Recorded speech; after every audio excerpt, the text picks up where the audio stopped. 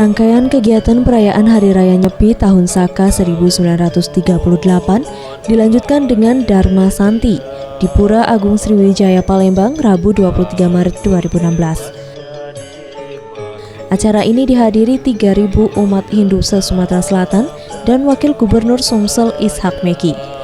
Wakil Gubernur Sumsel Ishak Meki, dirinya berharap agar di Tahun Saka ini diberikan kebahagiaan, kesejahteraan, dan kedamaian. Ia juga menyampaikan bentuk perhatian Pemprov terhadap umat Hindu Bali dengan akan memberikan lahan seluas 3 hektar untuk pembangunan pura di kawasan Taman Purbakala Kerajaan Sriwijaya Gandus Palembang. Pemerintah Provinsi Sumatera Selatan sangat memperhatikan kerukunan umat beragama di Provinsi Sumatera Selatan melalui forum FKUB. Tentunya tadi telah disampaikan Gubernur Sumatera Selatan, pemerintah Provinsi Sumatera Selatan menyumbang atau memberikan hibah lahan seluas 3 hektar di kawasan Jakabaring, kawasan yang bersejarah, kawasan yang sering dikunjungi, di tepian sungai tentunya, dan sebentar lagi juga akan dibangun jembatan musiman di sekitar situ.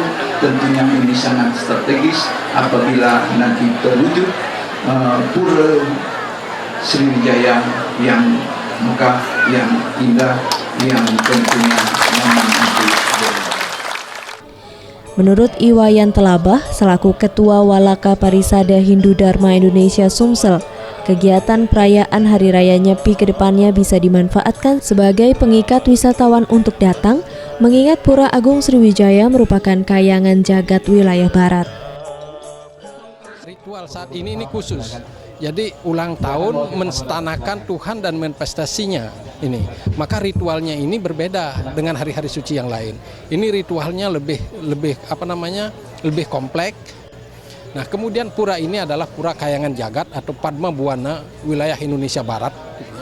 Nah, jadi umatnya ini yang sekarang ini se-Sumatera Selatan, maka yang sembahyang di sini ini banyak sekali.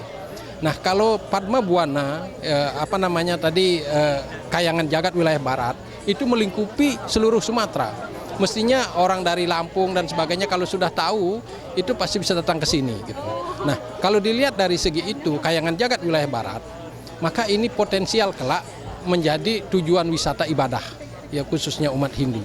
Nah, kalau sekarang orang Sumsel bangga dengan SDA, sumber daya alam, suatu saat nanti itu habis, ini merupakan potensi yang akan menyangga berikutnya. Dharma Santi merupakan kegiatan saling memaafkan dengan hati dan pikiran yang suci, serta ucapan yang tulus ikhlas, menghapus kekhilafan dan kealpaan di antara sesama kita. Mega Dwi Handayani, Gusti Putus Mertayasa, Sriwijaya TV.